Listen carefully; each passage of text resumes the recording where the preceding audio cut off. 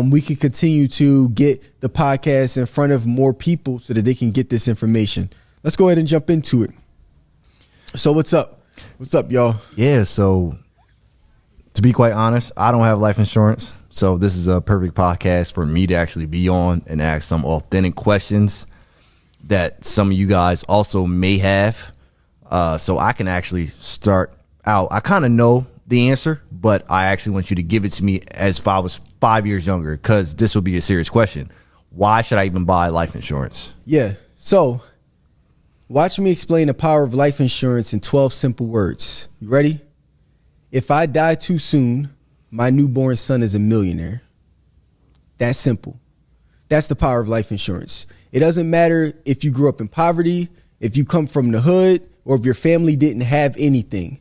With the power of life insurance, guaranteeing your death, you're able to transfer wealth tax-free to your heirs or your beneficiaries off of something that's guaranteed to happen to you.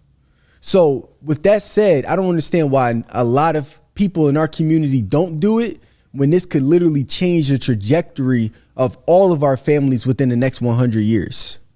That simple concept. So for me, when my son was born a couple days ago, I took a policy out on myself, a term life insurance policy, which I'll talk about in a second.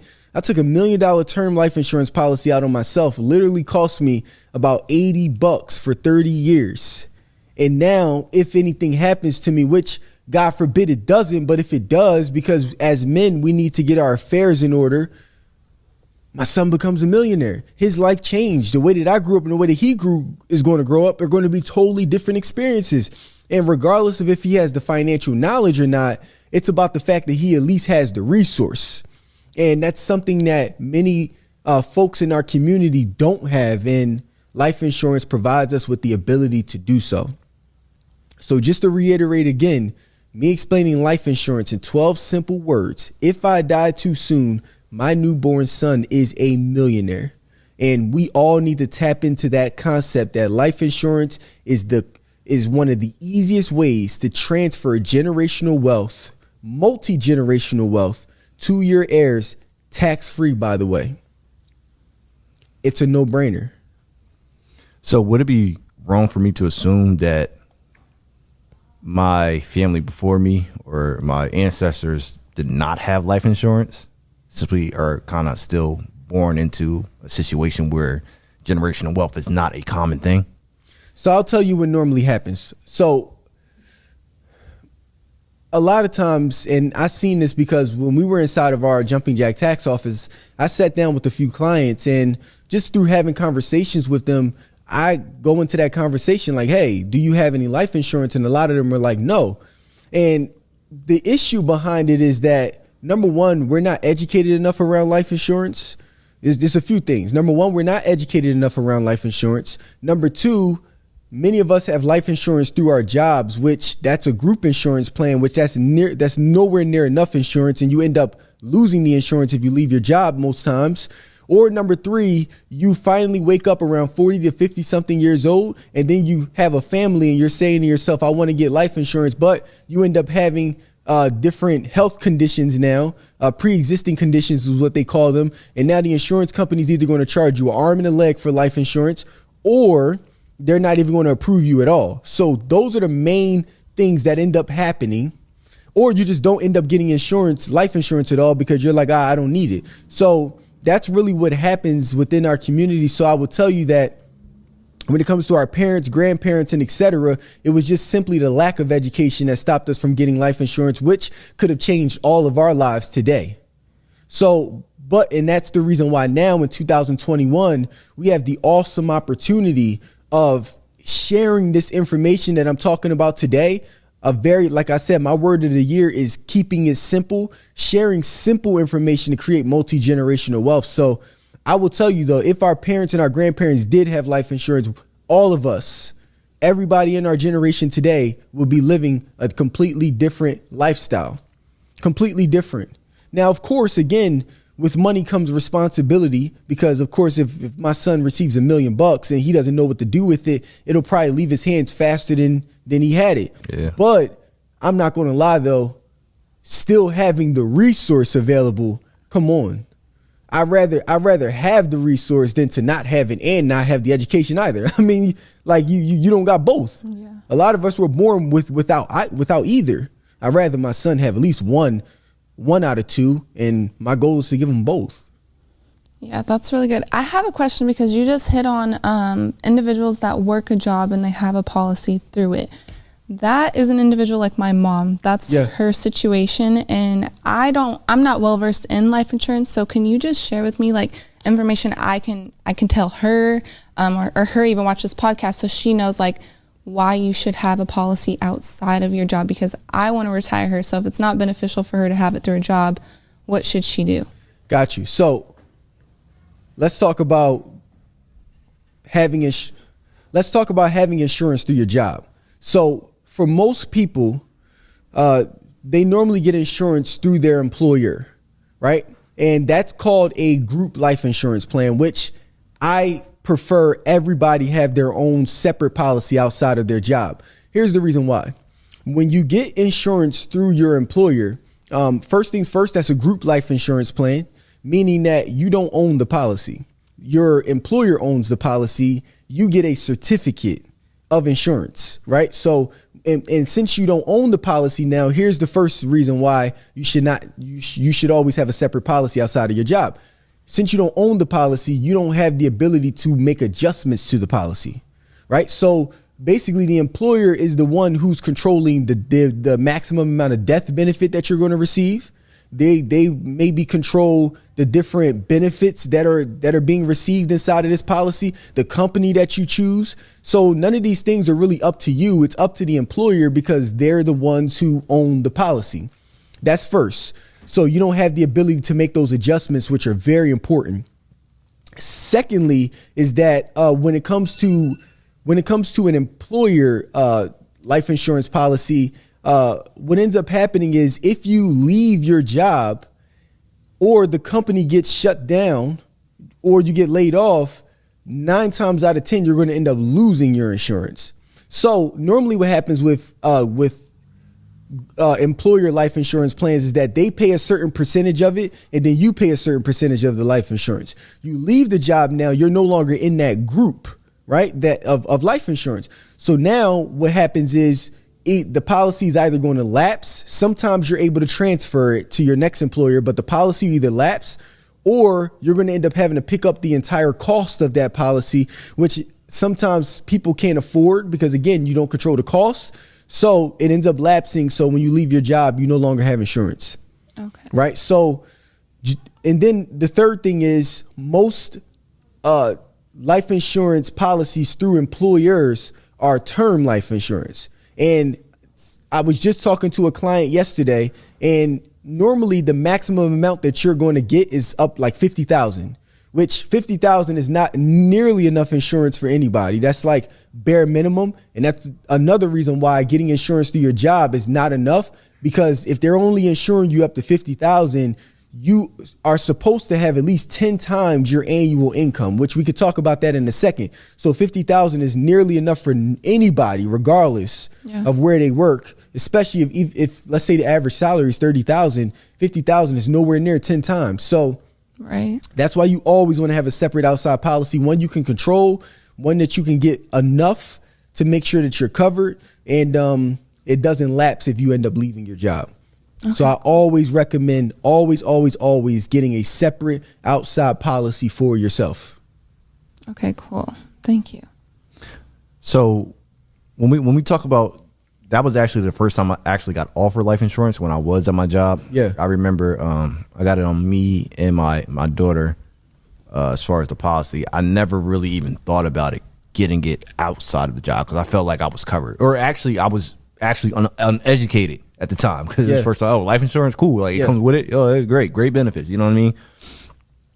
So what would you what am I supposed to try to consider when I try to jump into getting a policy? Like, I really don't even know what to look for. I don't even know what to value myself, or what should I leave behind, because to me $1 million sound gravy, you know what I mean? Oh, I'm gonna leave my daughter $1 million, and you said what, $80 for the 30 years, that sounds gravy to me. but that might not be everybody's situation. So everybody has to kind of evaluate their life or where they're at, how much they need, how many kids they actually got to leave money behind for. So how would you even start to evaluate that? So the rule of thumb when looking for life insurance, when starting out, you always want to, rule of thumb, get 10 times your annual income. That's just the basis, right? 10 times your annual. So for example, if your annual income is $100,000, 10 times your annual would be 1 million, right? So you want to get $1 million worth of insurance. Now, here's the concept behind it. Basically, now, if I have $1 million policy, and at that $1 million policy, and I leave that to my beneficiary, which is my wife, right? Remember, the reason why you want to do that is because I'm 26 years old right now. If I get a 30-year term life insurance policy, 10 times my annual, that means that it's going to cover me from 26 to 56. Now, the point of that is because I'm normally going to be in my high working years between 26 to 56, which means that I'm also at the most risk at that time too. Right. So if something were to happen to me between 26 to 56 and I'm making 100,000 per year, if I pass away, now that 100,000 just evaporated from the household, right? Yeah. Now, normally if you pull 100,000 from a household, that could cripple a home, right? Like literally sell your house, cars got to get sold, credit cards going into collections. Like this happens to people on crazy levels. So you want to get 10 times your annual to be able to cover. Essentially, the way I look at it is if I got $1 million, something were to happen to me, my wife could literally draw 7% a year. 7% of $1 million a year is $70,000. So if she were to draw $70,000 per year to start supplementing that income that was originally supposed to be coming in from me, then that would last her roughly about 14 to 15 years of income with me being gone. Does that make sense? Yeah. So if something were to happen to me today at 26 and I got $1 million, then she pulls 77% or 70,000 per year. Then now that'll cover her to me being age about 40, right? So that's the reason why you always want to do rule of thumb 10 times. That's at minimum that I like to call it, because again, when you're looking at insurance, you also want to look at it like it's a portfolio. So 10 times, what I do is I get a term life insurance policy, 10 times my annual income, just for income replacement. So that's one of the ways that you can get a life insurance policy, for income replacement. And you would get a term life insurance policy for that. But then when you're looking at your portfolio, as your life begins to change, you have to continue to change your insurance, because it's not just a one size fits all approach. So for example, let's say that later on in the next 3 years, I go and get a mortgage, and that mortgage is $500,000. Well, I want to make sure if anything happens to me that mortgage is covered too. I don't want to use the $1 million policy that I have for income replacement to cover for that mortgage if something happens to me. That's meant for income replacement, right? Yeah. So I want to now get a separate type of policy, which is another term life insurance policy, specifically for $500,000 to cover me during the 30 years of that mortgage that I'm paying. So if something were to happen to me, that $500,000 goes to pay for the mortgage. Now family is debt free. They have a house. They only got to pay property tax, and then another $1 million for income replacement that would have originally been coming into the household had I been alive. So what a lot of people don't realize is that you can have multiple life insurance policies for different purposes. You can have one for income replacement. You can have one to pay down your debts if something happens to you. Some people do it for estate planning. Some folks do it to create a savings fund for their children, college education. Some folks do it to grow their assets. So again, the starting point though, to get back to the starting point, the very first thing I talk to every client about is we need to start with making sure you at least have a term life insurance policy for income replacement. That's the first goal that we want to achieve. Because if we don't do that, then you're leaving your family wide open. And most people need 2 incomes in order to survive. So that one income is gone, you're leaving your family exposed. We have to cover that part first. So a question I have based off of what you guys have just talked about is, okay, say for instance, I'm at the stage of my life where I'm not married. I don't have a husband. I don't have kids. So why should I get life insurance, or like, how can I plan for the family I have yet to have by getting life insurance? Got you. That's a great question. So that's really a question that a lot of younger individuals, even around my age, 26 and under, have. What I do say about getting insurance when you're younger, it's fairly cheaper to lock in a policy at a younger age, knowing that you're going to have a family in the future. Right. So the way that I look at it is, if you're how old? 23. 23 years old. I will tell you now, not even pulling a report right now, even if you were to get a $500,000 term life insurance policy that just ran you for 30 years, because you know within the next 30 years you plan to have a family and children, right? Yes. If that's on your goal list, I would lock in the price now at a younger age while you're still healthy at that, and you could probably end up getting that policy for $20 a month. Oh, wow. But remember, one of the things and this is why I say for younger folks, at least lock in a term life insurance policy while you're younger and get it for 30 years out, because you know your life is going to change. Lock in the price while you're healthy, lock in the price while you're young, and it's a guaranteed price for 30 years. It's guaranteed. So that's highly important. And one of the things I say all the time is that creating generational wealth is cheaper today and more expensive tomorrow. And the reason why I say that is because every single day that you get older, if you don't continue to take the steps of building generational wealth for your family, even when they're not even here today, as a younger individual, it's going to cost you later on regardless. So even if you decide not to address it now as a younger individual that doesn't have children and a family, you're going to have to address it in 10 years. So I'd rather do it now, lock it in now, knowing that I'm going to have to see it in 10. Does that make sense? Yeah. So that's what I say. And I would always just say, start off, if you don't have a family or anything, start off with a term life insurance policy because it's cheaper, and then lock in a low price, like $20-$30 a month, guaranteed out for 30 years. And now you have that covered. And then regardless of the fact, if you don't have a family now, you make somebody else in your family the beneficiary at the moment while you don't have any children or husband or wife, right? Okay. Lock it in, put somebody else in the family that you trust. And then when you have kids, you always have the ability of switching over your beneficiaries. Yeah. So you can do that. I think though, what's important, because a lot of people are listening to this podcast and they're like, well, Don, what's even the difference between term life insurance and permanent life insurance? We got to address that first, because I've gotten that question a lot of times in my DM. Don, what's the difference between term life insurance and permanent life insurance? Let's break it down very simple. Term life insurance sounds exactly like the word. It's a term. So I want you to think of term life insurance like renting an insurance policy. So the insurance company is going to come to you and say, hey, we're going to give you $500,000 or $1 million, or for example, myself, we're going to give you $1 million of life insurance, but this $1 million is only going to last 10, 20, 30, or 40 years. At the end of that 10, 20, 30, or 40 years, it's going to expire at that point, right? It's going to expire. So you're just renting it for that time. But because you're renting the term life insurance policy, it's cheaper to have a high death benefit.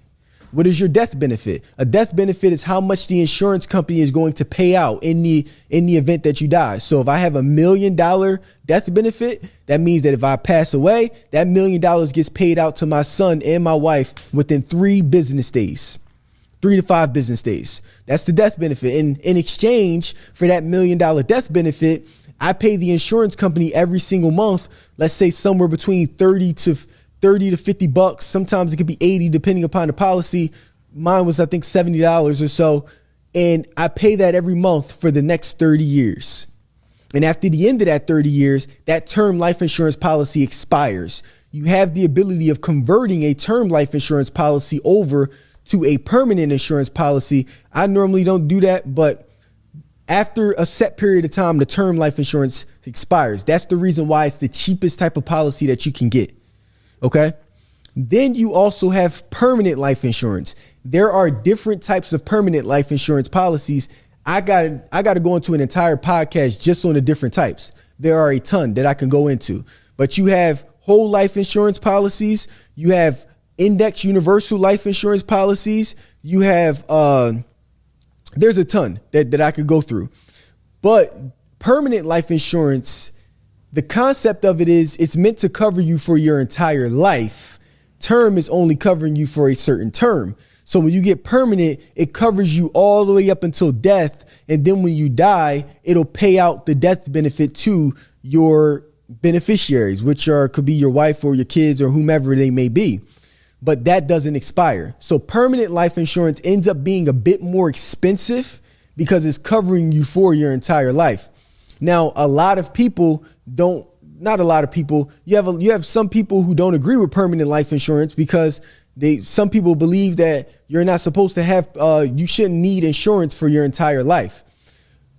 My opinion on permanent life insurance is that I fully agree and believe in permanent life insurance. I think that the people who write permanent life insurance policies, the agents who write them, are not educated enough to structure the permanent life insurance policy the right way to make sure that you're not paying through the roof when you get older.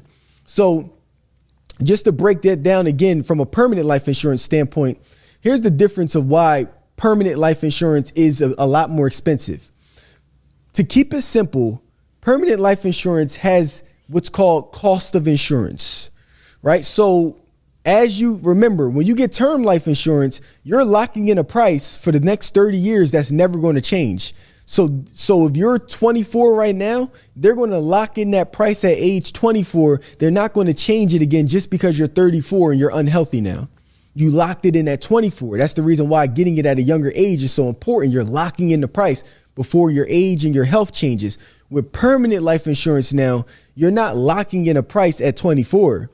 Every year that you age, the cost of insurance begins to increase with permanent life insurance.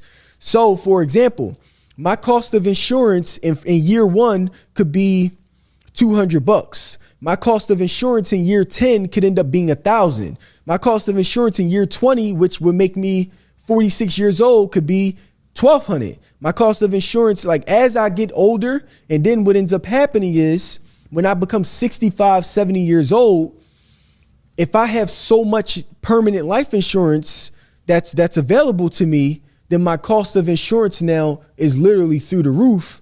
And now at 70 years old, your cost of insurance could be $8,000 per year, right? Now, one of the things that permanent life insurance does have, the benefit of it is it has a cash value. And basically, it's like this forced savings account that you have. So when you look at permanent life insurance, essentially, let's say that my payment is $200 a month that I'm paying for permanent life insurance. When I pay that $200 per month, a certain percentage of that payment is going to go towards the cost of insurance and the maintenance and the fees that are associated with that insurance policy. And then another portion is going to go towards this savings account that the insurance company has available in that permanent life insurance policy. So if it's $200, let's say that your cost of insurance plus maintenance and everything is $100, and let's say that the other $100 goes towards your cash savings account. I'm gonna keep it simple numbers. So now every time that you pay your policy, that's what's happening to your premium. A certain amount is paying for the policy, the other amount is paying towards this cash savings account. And now you're building up what's called a cash reserve. So now as the years go by now, this cash reserve is earning interest. And as it's earning interest, you're now growing money in this cash reserve. Here's the beautiful part about it. You get to a certain age now, and let's say that you need money. We know historically that people have less than $1,000 in their savings account. So we know that for most people, they're not going to save on their own. They need a forceful way to save money, right? Right. That the permanent life insurance gives that forceful way to make you save because it's out of sight and out of mind. You're paying your insurance, and a portion of that is going towards a savings account really without you knowing. And it's earning some interest. Now you get to a certain age and you're like, hey, I need money. I ran into an emergency. Now that money that's been going towards that cash savings portion of your life insurance policy, plus the interest that's being earned, you're able to now draw money from that cash savings account. Now, from a tax, so I don't overcomplicate this, we all know that whenever you make money in this world, what happens? Government need a piece. And that's called what? Taxes. Taxes, right? So whenever I make money, I have to pay taxes on that money. Right. Now remember, let's say that I put $5,000 towards my cash savings account in my life insurance policy. $5,000 went into there. And let's say that I earned $1,000 in interest off of my 5Gs. Yeah. Then how much what amount am I paying taxes on? Paying taxes on the $1,000 that I earned. Right. $5,000 was mine. The $1,000 I earned in interest, I made money. So I got to pay taxes on $1,000. Now with life insurance, the beauty is you're able to take what's called a policy loan. You're loaning money from yourself. And through taking that policy loan, you're able to bypass the taxes that you would have had to pay on that extra $1,000 or more because you're loaning money to yourself. When you loan money to yourself, you don't pay interest on the loan. For example, if I go into a bank right now and a bank were to loan me $15,000, am I paying taxes on that $15,000? No. Mm-hmm. But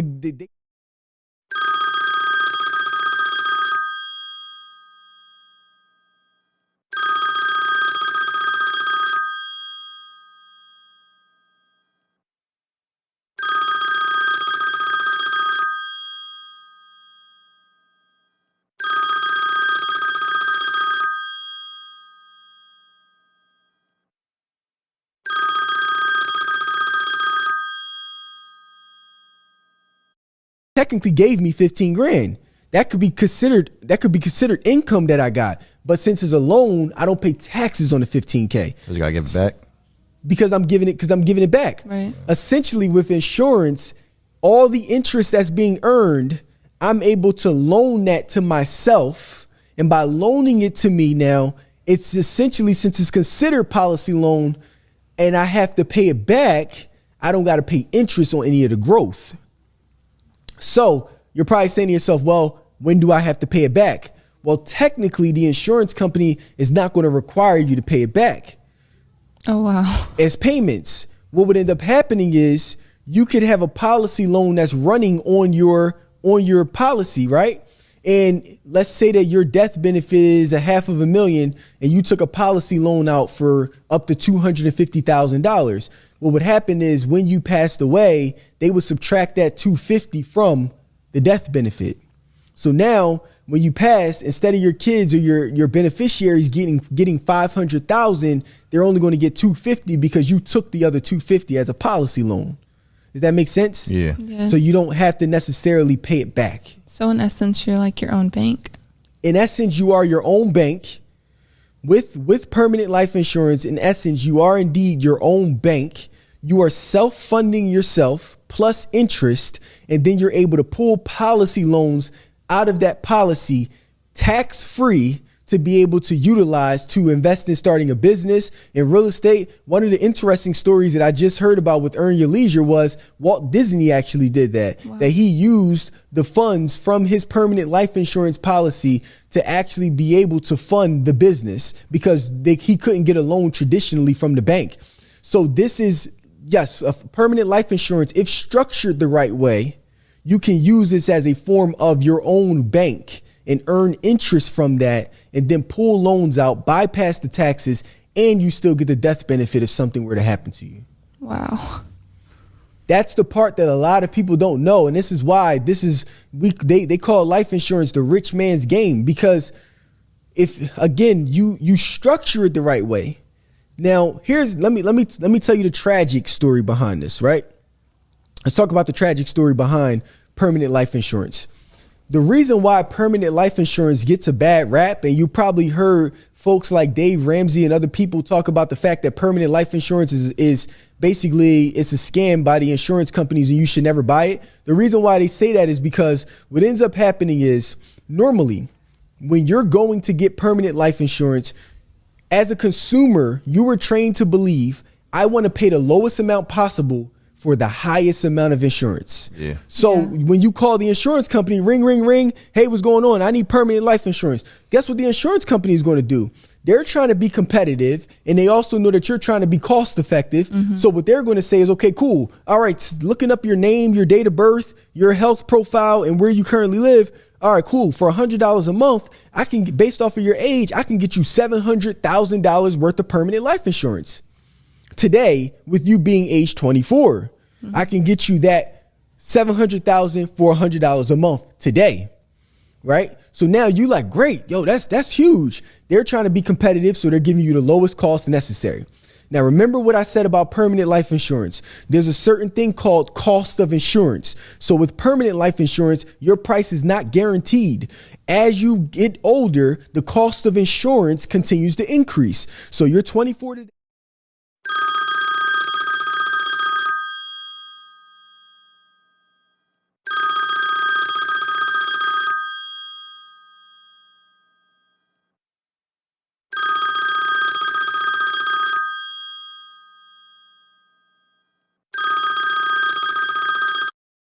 And you paid $100 and your cost of insurance is low.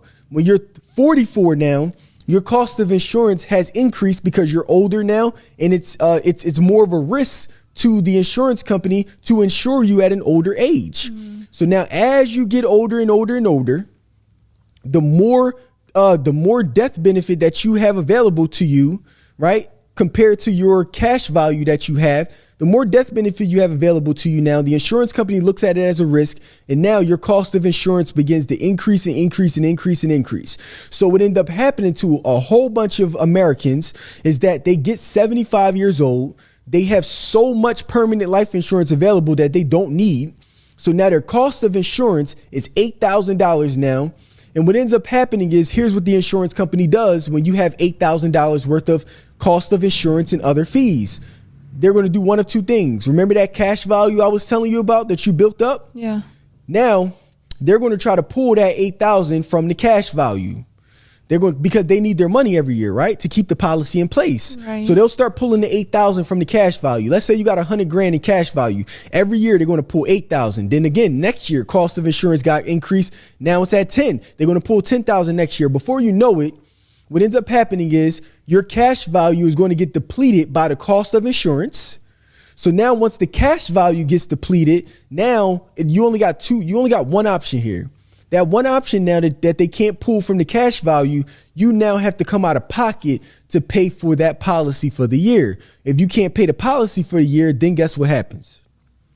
You don't have The policy lapse. Once the policy lapse, guess what happened? You lost all of your cash value and you lost the death benefit. Now you have no insurance. Your heirs, your family, they get nothing. So all that money that you just paid into that insurance policy for the past 50 years, gone. The insurance company basically got a one up on you. They won. Yeah, totally legal too to do. They won. Here's the issue. And why I still believe that permanent life insurance is still one of the best forms of policies to get.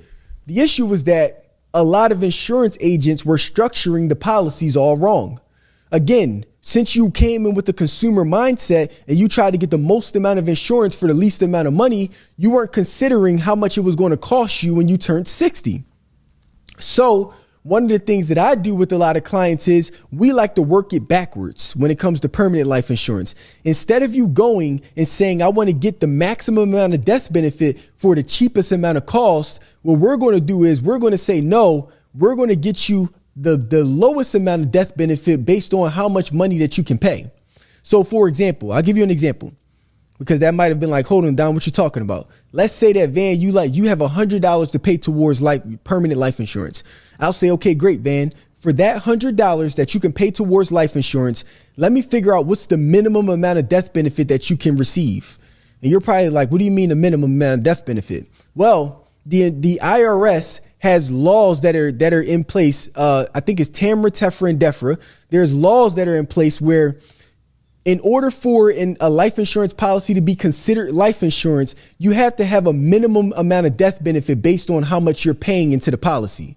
The reason why is because you have people that were investors, right? Remember we talked about the fact that you get your life insurance, you can bypass tax free. you can get all that growth tax free. So what do you think a lot of investors did? They would go to the insurance company and say, hey, I want to get a life insurance policy and I want my death benefit to be $10,000, but I'm going to pay $50,000 a year into the policy. So now your death benefit, 10 grand, your cost of insurance is mad low, but you're putting 50,000 a year into the policy. Then that 50,000 is earning interest.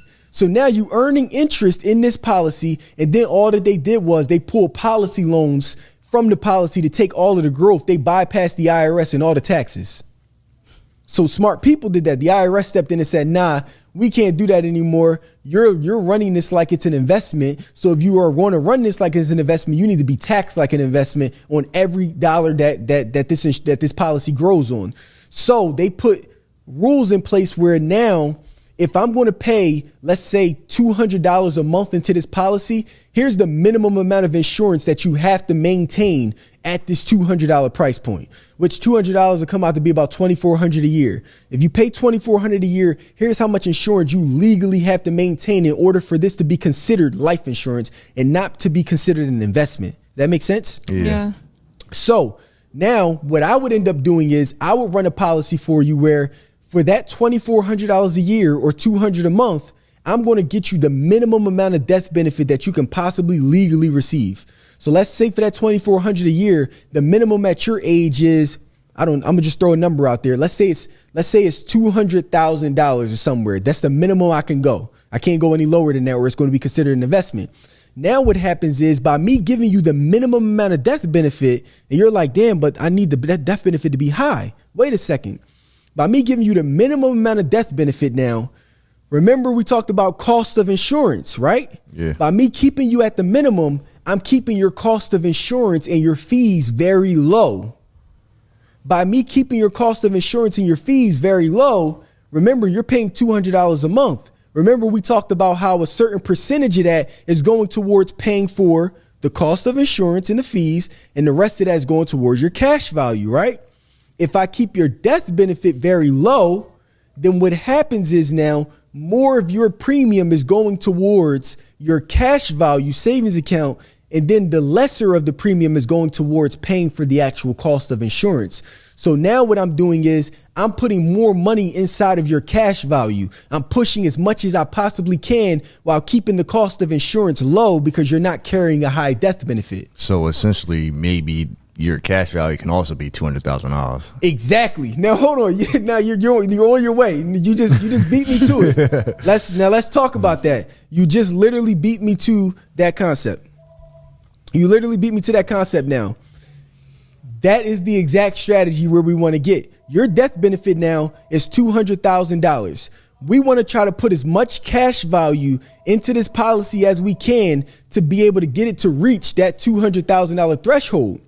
Now, by us doing that, remember, it's earning interest at the same time. So here's what happens.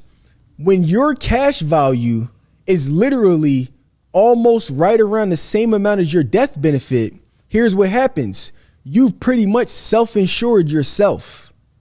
So now your cash value is $200K. Your death benefit is, let's say the legal minimum that they put it at is at based on $200,000. Your legal minimum that you got to carry is, let's say, $240,000. That means the insurance company is only at risk for $40,000 because you self-insured the other 200 and something thousand that's in your cash value. So now your cost of insurance at age 60 years old is nothing. Your cost of insurance is nothing. It's literally like the same 60-year-old who's paying $8,000, $10,000 a year in cost of insurance. Since you went and got the minimum amount of life insurance and you wanted to put as much as you could into your cash value, now you're no risk to the insurance company because you self-insured yourself. And now at 60 years old, they're paying $8,000 because they were given the wrong information. And at your 60 years old, your cost of insurance is literally a couple hundred, like maybe $200-$400 a month. A year.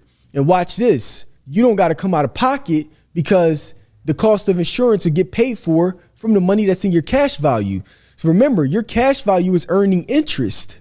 So now your interest is paying for the policy.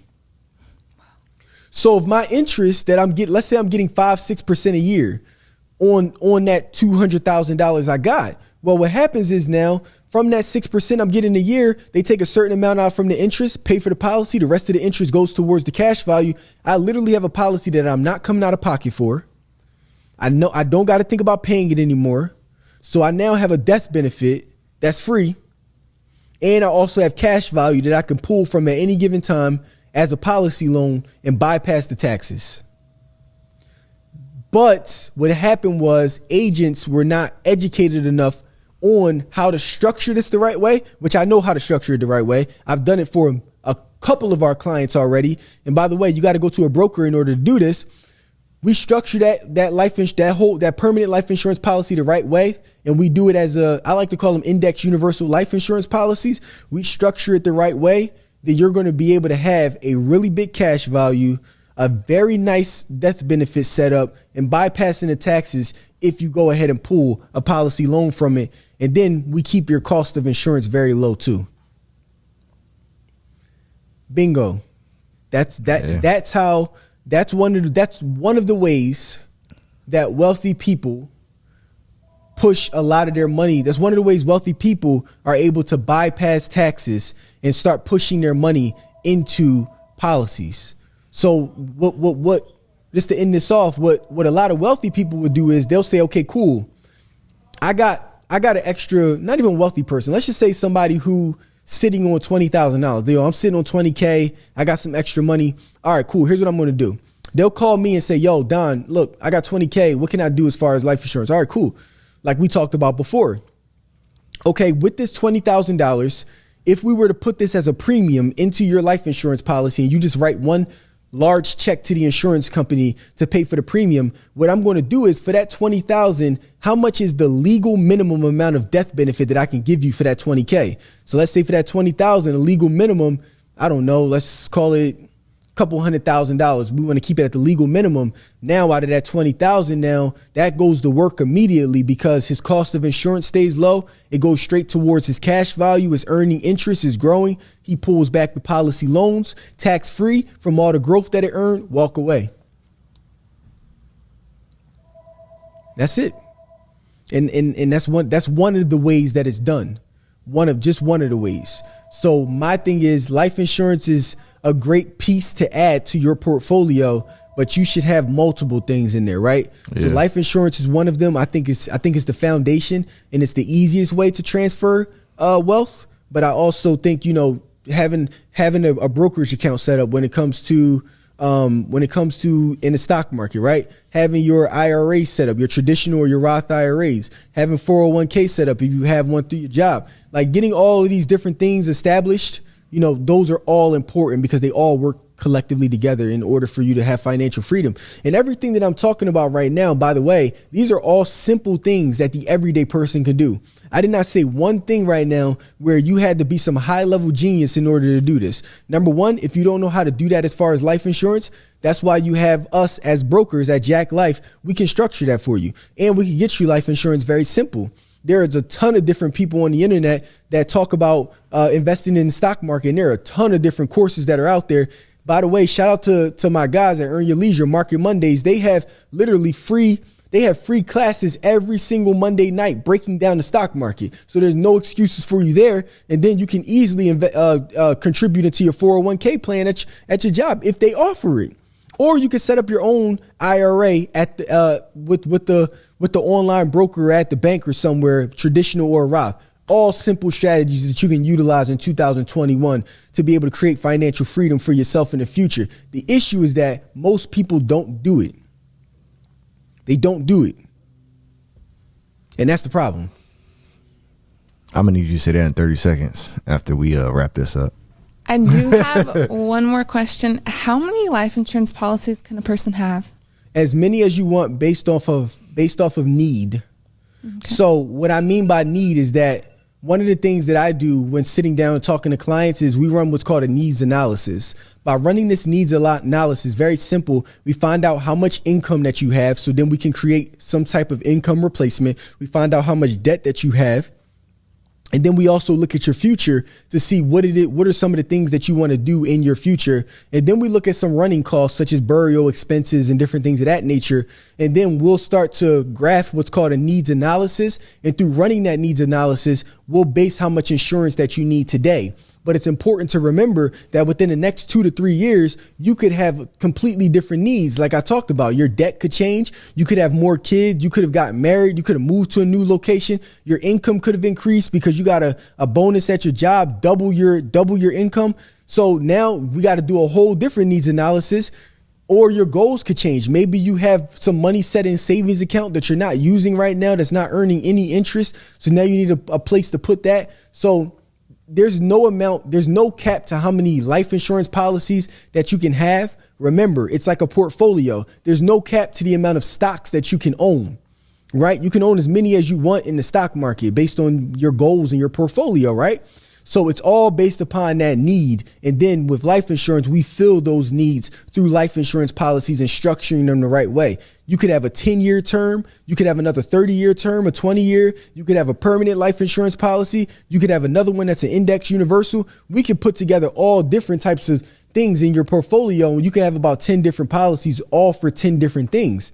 But you don't want to get overinsured either, which you just got to be careful of. And normally if you're working with the right broker who's in your best interest, they will make sure you're not overinsured, that you have enough insurance to cover those needs and those areas of opportunities for you. But there's no cap to the amount of insurance policies that you can have. Great. No cap to it.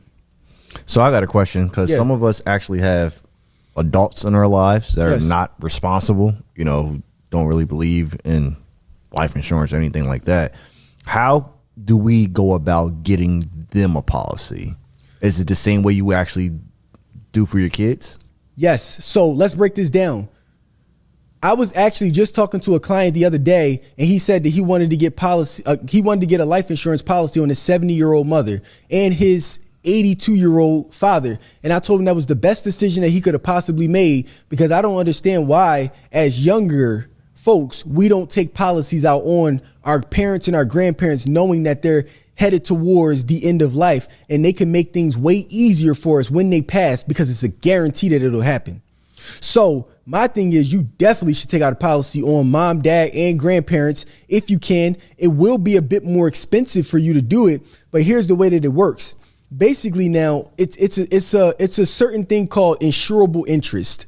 Okay, so I can't just walk down the street and just get insurance on anybody. Like, I can't just go to you, Bianca, and say, I want to get insurance on you. Right. And I'm going to bet on the fact that if something happens to you, I'm up. Right. I can't do that. Right. You know what I'm saying? Right. The insurance company will never do it. You need to have insurable interest. So normally insurable interest works between families, parents, children, and business partners too. I could go into a whole nother segment about that with business partners.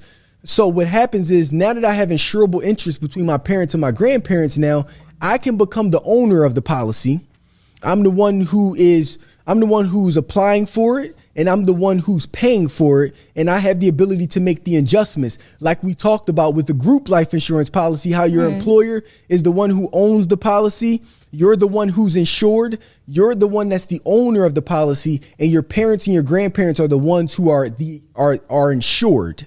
So the price will be based upon their health and their age at the time, right? So you're insuring them. Of course, you're still going to have to let them know that you're insuring them, but you should sit down and have that conversation with mom, dad, grandparents and say, hey, look, I don't even know if you have insurance or not right now, but listen, look, let's sit down.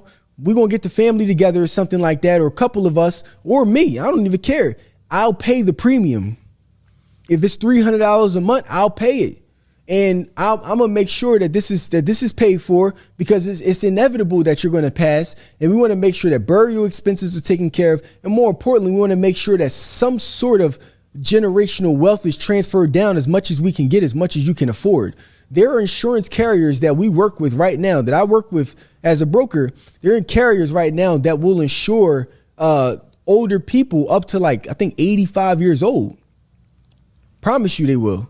It's going to cost. And of course, there are certain barriers to that, and they're not going to allow you to get $1 million policy out on a 75-year-old. That'll never happen.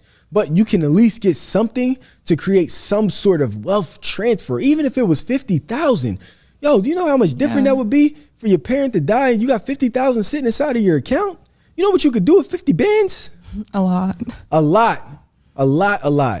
It's more than what we got now, right? So with that said, I definitely agree, and I think that it's a great investment to make into your family. So, but it starts with having a conversation with them and getting real and saying, hey, look, you're going to leave us in a bad financial position if something happens to you. So you got to sit down and have that financial conversation with mom, dad, grandparents. But I was literally just talking to a client, and we just got insurance on him, and now he wants to get insurance on his parents too. And we're now working on that case right now to make sure his parents have insurance. He's going to be the owner. They're going to be the insured, and we're going to have that closed down probably within the next 2 or 3 weeks. Just had that conversation. So that was a great question. That's a great strategy for everybody. Great strategy for everybody. Gosh, you got any more questions, Bianca? No, I don't have any more questions. Yeah, you pretty much slayed that. Yeah. Is there anything else that we should probably know before we consider life insurance? I mean, it seems like definitely actually, I do have a question. Yeah. Well, I think you probably already answered it. It's more about obviously those people who actually do have health issues trying to get a life insurance. Obviously, the insurance companies are going to kind of rank up the price a little bit because their chances of leaving earlier or higher. Am I right? Yeah, that's a good yes. question. So basically, when it comes to life insurance, there's a few different things that you want to pay attention to when getting a policy, and I'll answer that question there. The first thing you want to pay attention to is the financial rating, the financial strength of that life insurance company.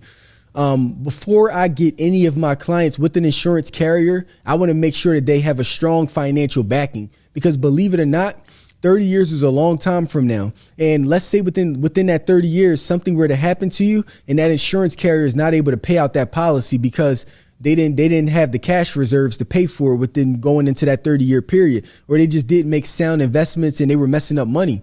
That happens to people all the time. That's the reason why I always recommend that, like, when you see ads online saying you can get up to $1 million of insurance for as little as $15 a month, be very careful and make sure that you're looking at the financial strength of the insurance carrier. Just because they can get you $1 million for 15 doesn't mean that they're going to be able to pay out that $1 million in the future if something happens to you, right? So be very careful. I always look for strong financial backings when it comes to the carrier. We have about access to 35 different carriers that all have strong financial backings. That's number one. The second thing that you want to look for an insurance carrier, especially when looking for term life insurance. You want to look for a term life insurance carrier that has living benefits. Now, this is another reason why when you see these ads online that says you can get $1 million of life insurance for as little as $15 a month, the reason being is because the thing is, the policy, the price is probably good, but the policy is probably trash. And one of the things that we do as consumers, again, we try to go for the best price, but sometimes the best price in life insurance is not the best thing that's for you, right? Sometimes paying a little bit more will save your life, literally. And I'll break this down. Why is living benefits important, and why you want to make sure that that's the second thing that's on your list when looking for an insurance carrier? The reason why is because we all understand that life insurance is good for death benefit, right? Yeah. We all know that. We all think about that, right? But what about you living too long? Because life insurance is for when you die too soon, but what about living too long? Living too long means, okay, what if I end up having some sort of chronic or critical illness or some type of critical injury? Mm-hmm. That happens. We can't act like a lot of people don't have cancer, heart conditions, all types of stuff, right? That's a real thing. Yeah. We all know somebody that end up coming down with some sort of severe condition in our families, right? Yeah. So what happens when they get hit with a severe condition and now they have medical bills that are through the roof that they can't pay? What happens now? People usually go in debt. Not even debt, bankruptcy. Yeah. It happens. Like house gone, car gone, everything. It's like the highest reason for people to go in debt. That's one of the main reasons why middle class families gone. Yeah. Because of medical bills. It ruins your life. And then you have health insurance, but health insurance is only going to cover up to a certain amount. Yep. So the remainder gets billed to you, ruins you. Hospital don't care either. They want their money. So that's why now with living benefits, this is important, because let's say I have $1 million life insurance policy, which I'll give my exact example. I have $1 million life insurance policy. I have living benefits, which means that if I come down with any type of critical or chronic illness or critical injury, depending upon how severe it is based on the doctor's diagnosis, the insurance carrier will pay out up to 90% of my death benefit to me while I'm alive. Wow. While I'm alive. So if it's $1 million, I can get, depending upon how severe, if it's like life threatening, they could probably pay me out up to $900 plus $1,000 check to me in my hands right now that I can utilize. Not when I'm going, now. So I can make sure medical bills taken care of, making sure that if I need the right type of care, maybe you got to go into a nursing home. That's expensive, right? Maybe like all of those things. Now I get a check while I'm alive, right? So you want to look for a company that offers living benefits when you get into term life insurance. That's number 2, right? And then the third thing that you want to look for after that is, to your point of the question that you asked, underwriting. That's the part that's most important here. You want to look for a life insurance carrier that has what's called loose underwriting, or what I like to call express underwriting. What that means is, and a lot of people didn't believe me, I was able to get $1 million term life insurance policy without any blood work, without any urine samples, no medical evaluations, no phone call, nothing. I was able to get it within 3 days. Why? Because the carrier that I went with has very loose underwriting requirements. So what happens is, now I like to look for carriers with easy underwriting, for the most part, easy underwriting, where they're not going to go into this entire process where they're doing an investigative background on you. They're pulling your urine. They're doing blood samples. They want to see your all types of family history. And that could get like exhausting. And more importantly, they may end up finding something and then they end up denying you. So if you go with more of a company that has looser underwriting, it makes it easier. And that's the reason why when it comes down to like family, like mom, dad, and like your grandparents, and even for yourself and children and everything like that, you will go with a looser underwriting. It makes it easier for the process to flow through and not have to get it long and drawn out. So those are the main 3 things that you want to look for there. You want to look for a strong financial backing. You want to look for a company that has living benefits. You want to look for one that, for the most part, has looser underwriting requirements. Those 3 things are golden. And we were able to do that for all of our clients. And now that's why we're able to get these policies through, because we got some really good carriers that do all 3. That's crazy. I'm just sitting here thinking, if only the government made life insurance mandatory, like my car insurance. Right. But listen, y'all see how crazy that actually is? Yes. And I really want to, like, we got to turn this part into a clip right here. We have to. The craziest thing is how it's legally required for you to have car insurance. And then for the most part, you're pretty much sold into having insurance on your cellular device. And I know everybody that's watching this video got insurance on that damn iPhone. And I know you got car insurance unless you're driving around illegally, which that ain't no good. But it's not required. It's not talked about. And it's not even sold to you in any way to understand the seriousness of getting life insurance when that is a guarantee that you're going to die. It's a guarantee. Getting into a car accident, there's no guarantees there, right? Now, of course, I understand why you need car insurance, like for sure. It's the what if, but it's no guarantee. I have not gotten into an accident yet. Knock on wood, God forbid, please. I got a son now. Like I don't want nothing to happen to me, and I don't want him to get death benefit no earlier than anything. I'm going to live to 100 years old. But there's no guarantee you're going to get into a car accident. There's no guarantee that you're going to drop your phone. But all of these things were like, yo, they push to you. You're guaranteed to die, and it's not even talked about. Life insurance is not legally required. It's not talked about. It's not, to be honest with you, how many times have you really heard it being talked about in school as one of those things you must have in your portfolio for financial freedom with your family? How is that possible? Because of the fact that, now I wouldn't even necessarily say the government, but the system in general understands that if all of us were to wake up and we were to get smart, which, by the way, 40-something% of people across I think 42% of people across the United States don't have life insurance. And I think about 70-something% of people are actually underinsured. So if everybody were to just wake up, right? We all in our community right now, the African-American, black and brown community, woke up and said, I'm about to take my life serious because I know something's guaranteed to happen to me. and I'm going to go ahead and get life insurance because if something happens to me, if I can at least give my kids, even if it were 50, 100,000, 200, 300, if I were to give them that would set them up 10 times further than me, my parents, my grandparents, my great-grandparents. If I were to just do that, I can assure you, Van, that within 100 years, our children wouldn't even understand what our lives were like today. I can assure you. They wouldn't even understand. They probably would try to figure out why are we here?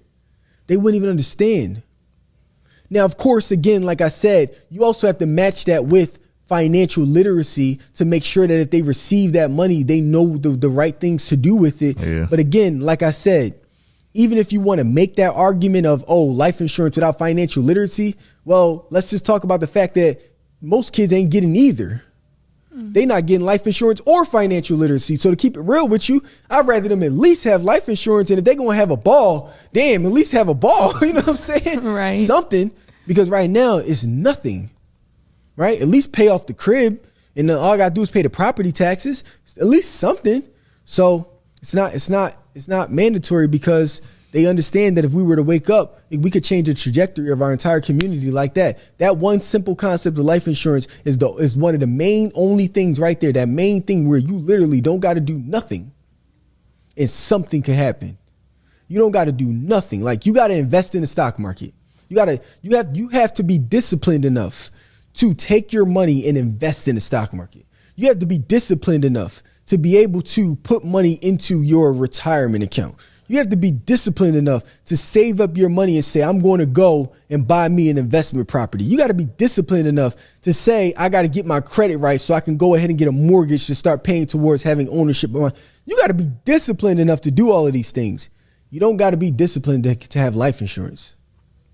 Just pay the damn policy. And I guarantee you something will happen because it's guaranteed to happen to all of us. We don't know when, but it will. And when it does, your family is taken care of. Like, it's a simple concept to me. And that's just for everybody listening to this podcast. That's the main thing I want to get across to you is that I don't really care if you even go through us as a broker. I don't care, to be honest with you. I'm just here to give you the information. Whether you go through me or not, don't matter. We're booked all the way until the third week of February right now. Like we're rolling. I would hope that you do, but if you could just get this message that literally you don't have to do anything. And this is one of the simplest ways to create generational wealth for your family. If you don't do anything, please just get life insurance. If you don't do anything else, that's all you got to do. That's it. That's it. It's not rocket science. It ain't rocket science, man. It's not rocket science here. Well, with that said, would you like to close out this episode? Yeah, so I want to close out this episode by saying that if you're interested in